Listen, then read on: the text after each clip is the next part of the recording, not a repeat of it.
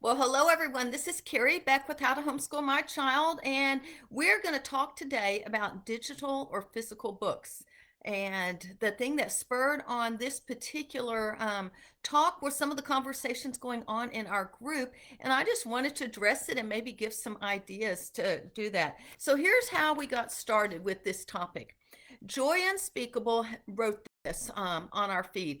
Am I the only one burned out with all of these digital downloads? I much rather just have books.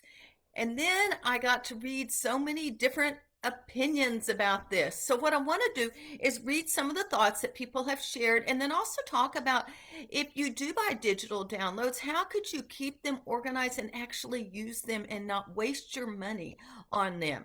Because you know that I recommend digital items. And if I'm going to recommend digital downloads and that type of thing, I want you to be able to consume it. I certainly don't want you wasting money. And you know that I am part of lots of different bundles, and some of the things I recommend are free and some are paid.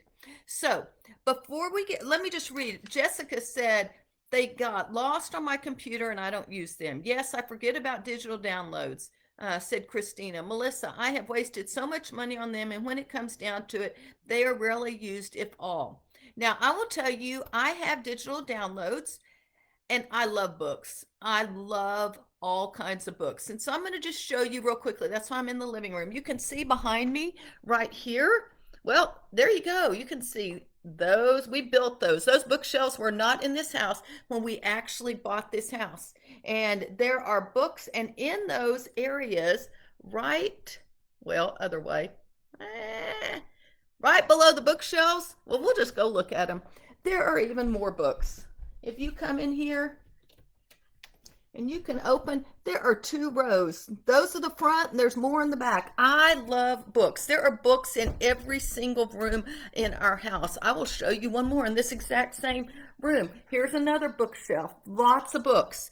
I love physical books. I like reading them. I like old books. I like the old feel of the paper. But I also use digital books and ebooks as well. So let's just talk about this, because on the other hand, some of us are like, yeah, those digital books, I don't really know about that. But then Luann says, I love digital downloads. They take up no space in my house and I can pull up the file whenever I need to. That's a benefit. Belita says, I love them if I remember where I stored them on my computer. But I also prefer to have the book on my bookshelf, and I get that too. Jenny says, love digital downloads so much more than books. No storage issues, can use them more than once. I could go on and on. I love printables that I can print myself. And that is also what Amy says, yes to printables. So let's talk about digital downloads and how we could actually get them organized. How can we use them? Some of you gave some solutions. I'm going to share those and expand on those. And again, I do recommend digital downloads. So I want to talk to you about how we could use them. Melissa says, if there is something digital you really want in book format, you could send it to a printing company and they will print it, bind it, and even laminate it if you want. There are a couple of specialized in homeschool print jobs. I like books for some things and digital for other things. So let me just talk to you about that. Someone else wrote in and said it was going to be $90. That was more than what, if I just bought the physical books to print whatever it was they were printing.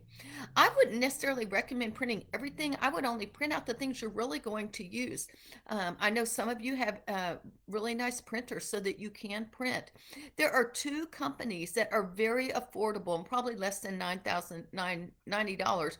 The first one is Family Nest. If you go to familynestprinting.com, and I'll put that in the comments section, they have a membership. I don't know exactly how it all works, but I know their membership will include free shipping on all orders.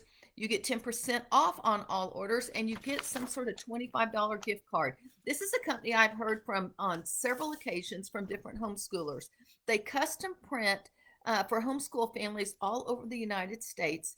and they say they have uncompromised quality at an affordable price. And I've heard really good things about Family Nest Printing.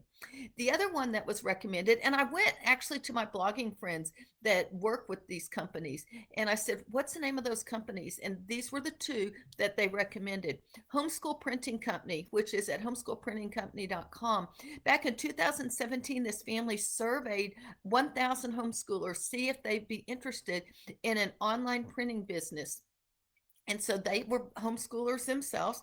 And so they started this business because the response was overwhelming. And as they say, the rest is history. Their dad worked on it. And I think someone came to them, said, here's a $40,000 printing job. That's what we've been told. And when they ended up printing it for this group, it was less than $4,000. So they are affordable. They're going to reduce the cost of your printing. So that would be another object idea. So you just order it online and they ship it to you. Both of those companies, Family Nest Printing and Homeschool Printing Company, and I think they will be a lot more affordable than your local printing companies, or your Kinko's, FedEx. In fact, as I'm saying this, I'm thinking I might get my character charts printed by one of these companies in the next week or so, because I need some more character charts to take to a conference. So there's one, get it printed and then you actually have it. But then I know you're like, well, then it's just, where do we put it? Becca says, well, here, let me go to, here it is, Kate. She says, me. I love digital books. I am so thankful to have a husband that works in printing. He prints out for me the downloads I need. I have binders upon binders holding my printouts, but it's all good since I empty them at the end of the year and recycle the paper. That is a great idea. You print them out for that year, and then you empty all your binders, and then you just use that paper for recycle, whether the kids draw on the back of it, whether you use it. I use the back of print of papers that I'm not using anymore, and I print out some of our QuickBooks stuff. I print out the notes. Actually, these are my notes, and they're written on the back of a PowerPoint slide that I accidentally printed. And so we recycle paper. So if you decide to print it out, put it in a binder, and then every year empty those binders and recycle the paper. That would be one way to do. Whatever you do, you need to do it in something that will work for you. So here's another idea from Becca. She says, I feel like I have a glimpse of into why this may be so. Okay. She says, I love the idea of ebooks. They're usually cheaper, can print and use for more than one child, and I can download immediately with no shipping charge. But I'm a very visual person. So, despite my best intentions, ebooks go into hiding with the other 10 billion ebooks I have neatly stored on the computer because I can't see them. So here's what she says, I'm trying to figure out a solution to make them more visible. Maybe she could just screenshot them and staple them together in a booklet. That might be a way. Another thing I would do is I would print out the titles of all your ebooks and categorize them, whether they're homeschool books or homemaking books or Bible books or math or whatever.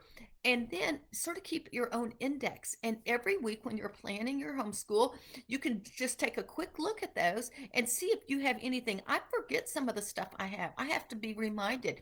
So if you print out sort of a table of contents of what is in your computer, and it will take a little while, but if you just blocked off 1 hour, you could get this done, and it would be done, and you would actually start to use your ebooks. So that's one thing I would do. I planned actually on the other side of that door right there every Sunday night our homeschool for the week.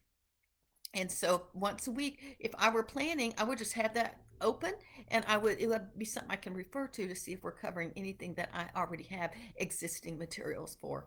Jane says she stores them by phase and subject on her computer. And then when she's planning for the year, I check what is there and then write it down. Then I bring a copy into my desktop folder. So she takes what she's going to use and puts it on her desktop folder so it can be found quickly.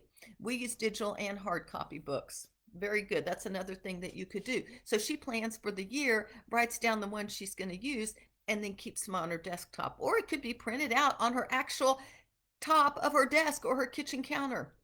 Christy says, I also prefer books as I don't like to stare at screens too long, and I like flipping through a book when I get a chance rather than having to make a point to sit and read. My kids love to take the opportunity to act up if they see me in front of the computer.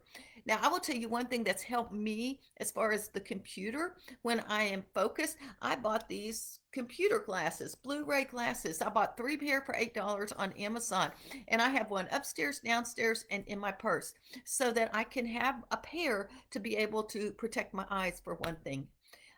She goes on to say, the good thing about digital downloads is they are often free, much cheaper than books, and I can download as much as I want and sift through which ones are keepers and not when I have time. If I really like the material and feel I'd rather it be in book form, I send it to my office supply store online and print it, and they bind it. And that might be a good option for those that want book. Again, we keep going back to that printing area. So that would be something. For me, another thing that works for me is to use Google Drive. I actually set up a brand new Gmail account, and that's a place that I can download things. And then I've got a copy, whether I'm on my desktop, my laptop, my phone, wherever I am. If I save all of my downloads in Google Drive, then I can access it from any device that I have. That's what works for me. You need to do what works for you. I think you also, as you're saving them, need to be consistent with naming your folders and your files.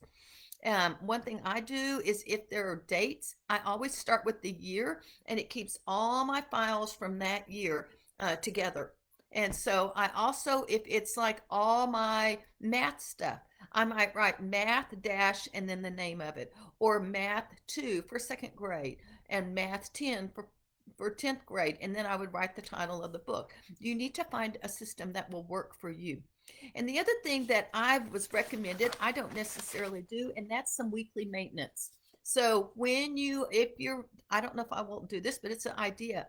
If you took 10 minutes each week and you went through your download folder and you cleaned it out, and then you put everything in its right folder, then you would know it's easily accessible because you filed it in a folder that you know where it is and you can access as well. Now, there's a bunch of ideas. I would love some comments here as well, and I'd like to be able to find out, what do you think about digital and physical books? Do you have some other ideas? I don't promote digital downloads just to make money. I look at these things and I see whether they're helpful. To be honest, there are digital downloads that I skip and I don't even tell you about. And so that's one thing I think we need to consider. I want you to use the things that you buy from me or buy from someone else. I want you to use the free things. People have put it out there and it's great.